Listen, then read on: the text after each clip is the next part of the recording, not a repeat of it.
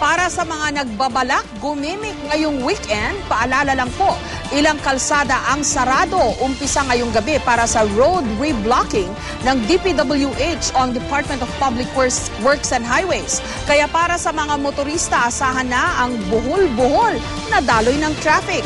Live mula sa Quezon City, may report si Katrina Son. Katrina? Jessica, mamayang alas 10 ng gabi, pansamantalang ipapasara ang ilang piling kalsada. Ito nga ay para bigyang daan ang road reblocking. Ngayong buwan, papaspasan ng DPWH ang road reblocking sa ilang kalsada sa Metro Manila. Hinahabol kasi nilang matapos ang mga proyekto bago magpasukan sa Hunyo. 3 araw sa isang linggo ang trabaho ng DPWH. Ang MMDA naman, patuloy raw na aalalay sa mga motorista para makatulong sa pagpapabilis ng daloy ng trapiko. May sistema na rin naman daw ang MMDA para tulungan ng mga motorista.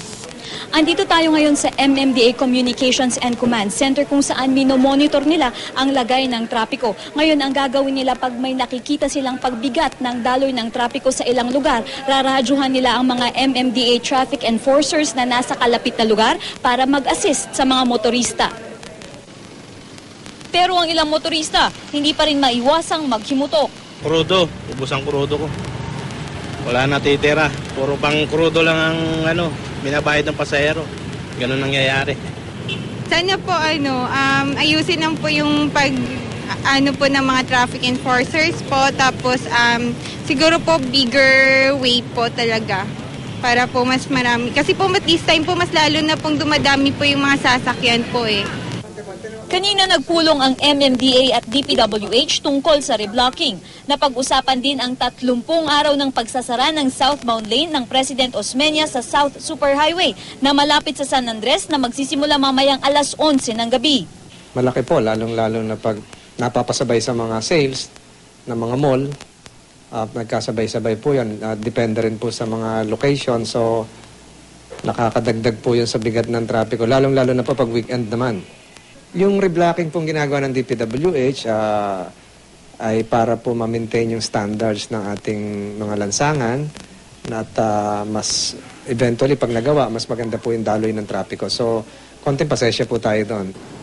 Ang mga manggagaling raw ng nagtahan papuntang SLEX via President Quirino ay maaaring kumaliwa papuntang Singalong at kaliwa ulit papuntang San Andres at kanan sa South Superhighway. Kung manggagaling ka naman sa SLEX papuntang nagtahan via South Superhighway, pwede ka kumanan sa Zubel Rojas, kaliwa sa Onyx, kaliwa sa Pedro Hill at kanan sa President Quirino. Magtutulungan din daw ang MMDA at DPWH para umalalay sa mga motorista na magdaraan dito. Sa pakikipag-ugnayan namin sa MMDA, nirequire nila kami na mag-provide ng traffic enforcer. So kami ang magmaman doon, of course, with their assistance. Inaasahan raw nila ang perwisyong maaaring idulot ng pagsasara ng Bridge No. 2 sa southbound lane ng Osmeña Highway. Ngunit mas makakabuti raw sa mga nakakarami kung maayos ito. Anumang oras daw kasi ay maaari na itong bumagsak.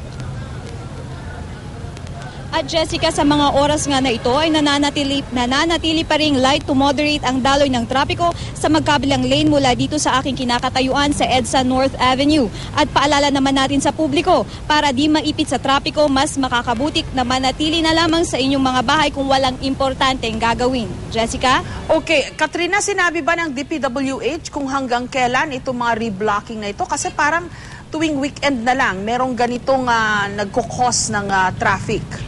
Jessica, itong ang road reblocking ay magtatagal pa hanggang June dahil hahabulin daw nila ang summer season at sana nga raw ay matapos rin sila bago magpasukan. Okay, maraming salamat, Katrina Son.